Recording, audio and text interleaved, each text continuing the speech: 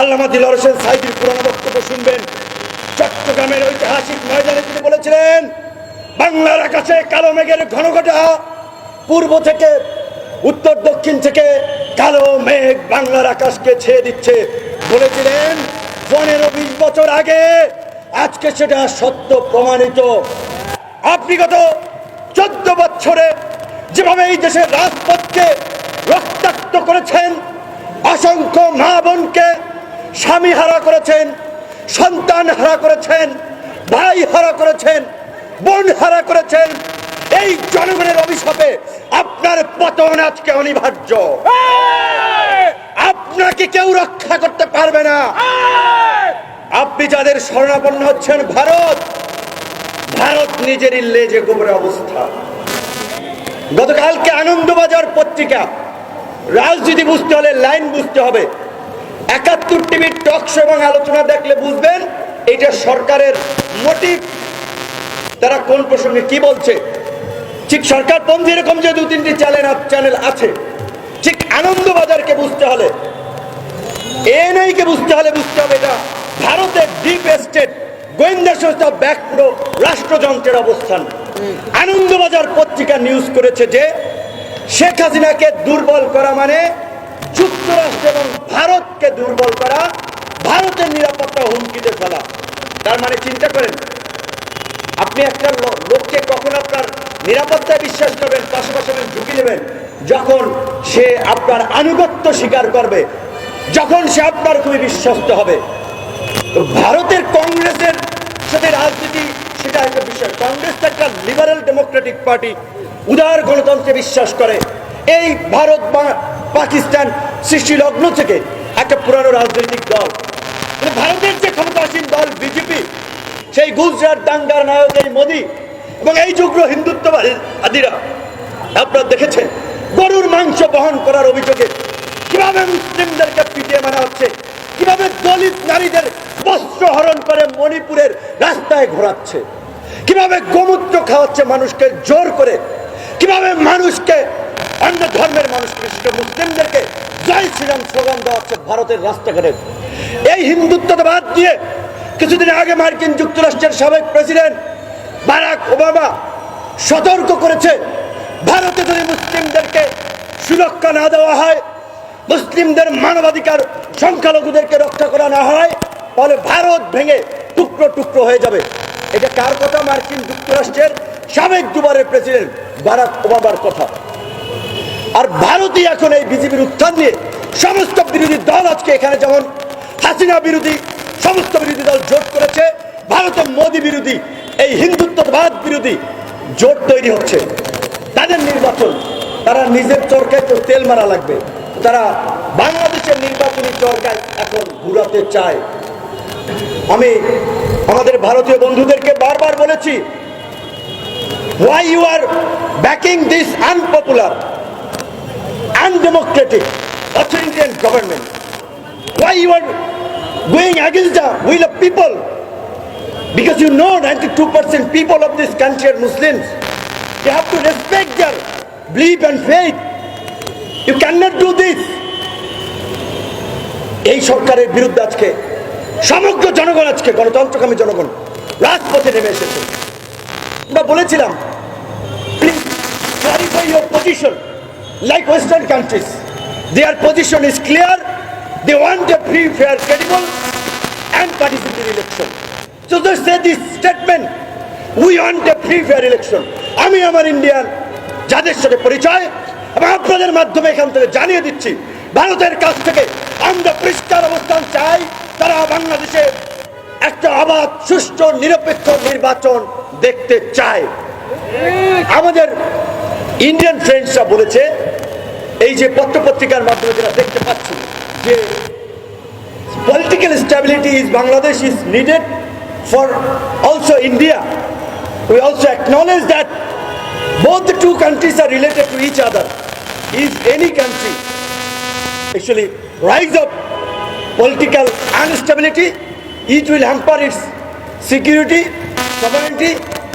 We also acknowledge, but তোমরা বারবার বাংলাদেশে তোমাদের দালাল চাটুকার দাবিদার সরকার প্রতিষ্ঠা করতে চাওয়া, we will not accept this.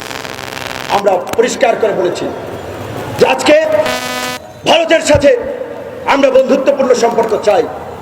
সবচেয়ে বর্ডার শেয়ারিং কান্ট্রি, সীমান্তবর্তী দুটি দেশ, কিন্তু ভারত কি আমাদের প্রতি ন্যায্য বিচার করছে না? আমরা বারবার বলেছি সম্পর্ক কখনো একপাক্ষিক হয় না। শেখ হাসিনা এবং আওয়ামী লীগ মসনদে থাকার জন্য এই দেশে ভারতীয় এজেন্সির সাথে হাত মিলিয়ে জঙ্গিবাদের নাটক করে বাংলাদেশের বাহাদুরকে আন্তর্জাতিকভাবে ক্ষুণ্ণ করেছে।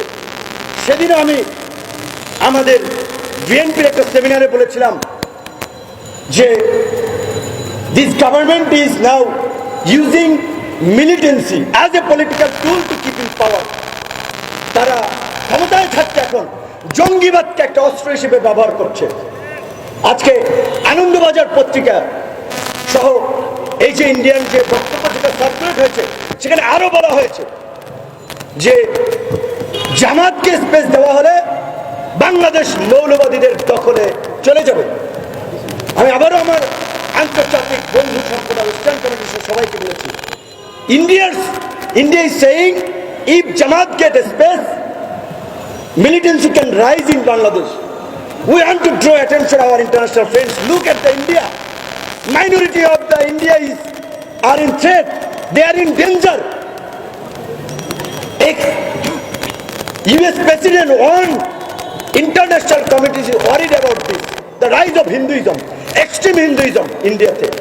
So, সেখানে তারা বাংলাদেশ নিয়ে চিন্তা করতেছে যে বাংলাদেশে জামাত স্পেস পেলে মৌলবাদের উত্থান হবে।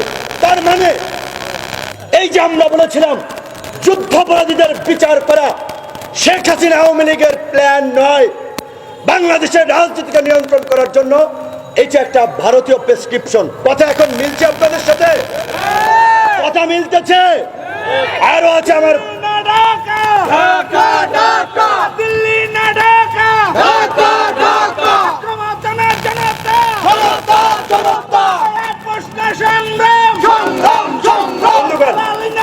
আমি কিছুদিন আগে একটা ফোন আলাপ একজনে ফরওয়ার্ড করেছে। ইন্ডিয়ান একজন লোক এখানে এসেছিল অল্প সময়ের জন্য, হোটেল ইন্টারকন্টিনেন্টালে ছিলেন। অ্যাট দ্য সেম টাইম দু একদিনের মধ্যেই এই সাইদি হুজুরের ঘটনা ঘটেছে। তখন তার যে ফোন কথা বলছেন, তিনি বলছেন তুমি ইন্টারকন্টিনেন্টালে ছিলে, আমার বাসা তো ওখান থেকে 15 থেকে 20 মিনিট, আমার সাথে দেখা না করে চলে গেলা। তিনি বলছেন একটা জরুরি ইমার্জেন্সি অ্যাসাইনমেন্ট ছিল। আমরা জানি না আল্লামা দেলোয়ার হোসেন সাইদিকে হত্যার সাথে ভারতীয় নতুন করে ষড়যন্ত্র ছিল কিনা, কারণ এই সাইদি সহ জামাতকে নির্মূল করা ভারতীয় এজেন্ডা। এটা তো আজকের দিনের আলোর মতো পরিষ্কার। আমাকেও বারবার অন করে যে মিয়া এত মানুষকে গুম করে ফেলাইছে, বাংলাদেশের সামরিক বাহিনী, পুলিশ বাহিনী, আনসার, চকিদার, আওয়ামী লীগ, ছাত্রলীগ, যুবলীগ সব জায়গায় ভারতীয় তাবেদাররা আজকে দখল করে আছে। তোমার মতো মানুষকে কিন্তু তারা বেশি দিন সহ্য করবে না। তুমি পুলিশের বিরুদ্ধে বলো, বিচারক আদালতের বিরুদ্ধে বলো, আরে ভাই তোমার গ্রেপ্তার নিতে পুলিশ রিমান্ডে নেবে, পুলিশের বিরুদ্ধে বললো না। আদালত তো জামিন দেবে, আদালতের বিরুদ্ধে বলে না। আমার কথা পরিষ্কার আমরা বলেছি। আল্লামা দেলোয়ার হোসেন সাইদির পুরানো বক্তব্য শুনবেন। চট্টগ্রামের ঐতিহাসিক ময়দানে তিনি বলেছিলেন বাংলার আকাশে কালো মেঘের ঘনঘটা, পূর্ব থেকে উত্তর দক্ষিণ থেকে কালো মেঘ বাংলার আকাশকে ছেয়ে দিচ্ছে। বলেছিলেন 15-20 বছর আগে, আজকে সেটা সত্য প্রমাণিত। আমি আপনাদের কাজকে বলে দিয়ে যাচ্ছি, আমাদের বাবারা, এই যে ইয়ামিনের বাবা, বশিউরের বাবা বলেছে আমরা আমাদের সন্তানদেরকে প্রতিবাদ উত্থানের জন্য, দেশের স্বাধীনতা সার্বভৌমত্ব রক্ষা করার জন্য, দেশে গণতন্ত্র আইনের শাসন প্রতিষ্ঠা করার জন্য, জনগণের অধিকার প্রতিষ্ঠা করার জন্য উৎসর্গ করেছি। সেই জায়গাতে বলছি জীবনের পরোয়া নিয়ে আমরা রাজনীতি করি না। এই যে গণ অধিকার পরিষদ রাজনীতি করে প্রোগ্রাম করে, আপনারা বলতে পারবেন কোন রাজনৈতিক দল গণ অধিকার পরিষদের মতো তরুণ সংগঠনকে পয়সা দিয়ে হেল্প করেছে, লোকবল দিয়ে হেল্প করেছে? কেউ একজন নিঃস্বার্থ বন্ধু ছিলেন ডাক্তার জাফরুল্লাহ চৌধুরী। আমাদের ছাত্ররা যখন জেলে গিয়েছে তিনি আদালতে গিয়েছেন। আজকে যদি জাফরুল্লাহ চৌধুরী বেঁচে থাকতেন আমাদের এই ছাত্রদের মুক্তির জন্য তিনি আবারও বিচারপতিদের কোমরে গামছা লাগানোর হুমকি দিতেন। তাই আপনাদের মনে আছে বিচারপতিদেরকে তিনি সাবধান করে বক্তব্য দিয়েছিলেন। আজকে হাইকোর্টের দুজন বিচারপতির বক্তব্য নিয়ে সারা দেশে আলোচনা হচ্ছে, একজন আপিল বিভাগের, একজন সুপ্রিম কোর্ট বিভাগের। একজন বিচারপতি বলেছে আমরা শপথবদ্ধ রাজনীতিবিদ, আমরা গণতন্ত্রের নামে এমন গণতন্ত্র চাই না যেখানে দেশ স্বাধীনতা বিরোধীদের দখলে চলে যায়, জঙ্গিবাদের উত্থান হয়, মৌলবাদের উত্থান হয়। এটা তো হাসান মাহমুদের বক্তব্য। এই বিচারকের হাসান মাহমুদের মধ্যে কোনো পার্থক্য আছে? শেখ হাসিনা আজকে এরকম চাটুকার দলদাস নৈতিকতা বিবর্জিত শয়তানদের কাছে বিভিন্ন পদে বসিয়েছে, তার নমুনা।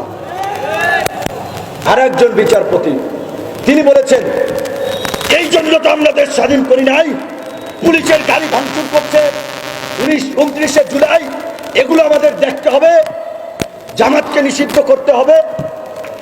একজন বিচারপতি যখন তিনি ওই আসনে থাকেন, ওই পদে থাকেন, অপরাধীও যেন তার ক্ষোভ রাগের শিকার না হয়, তার অন্যায়ের শিকার না হয়, তিনি শপথ নেন।